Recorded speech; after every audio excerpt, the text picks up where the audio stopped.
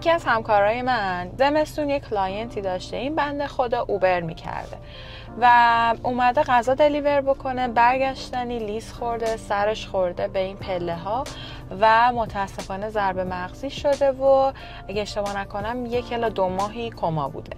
تو این مدت درآمدش رو از دست داده بوده، اما یه پلن حادثه‌ای داشته که روزی $2000 بابت تعداد روزایی که کما بود بهش پرداخت شد و روزی $400 هم 3 برابر مدتی که در واقع کما بود بهش پرداخت شد. این بنده خدا اینقدر خوشحال شد، اولش یادش نمیاد، بعد چند ماه کلیم کرد، اینقدر خوشحال شد که برگشت گفتش که نمیشه من بیشتر کما بمونم، که بعد بهش گفتیم نه بابا برو سلامتی تو شکر کن. خلاصه اینه که اگر که درایور هستین ریسک کاریتون زیاده، چون توی برف و بارون و تابستون زمستون دارین به آدم ها کمک میکنین.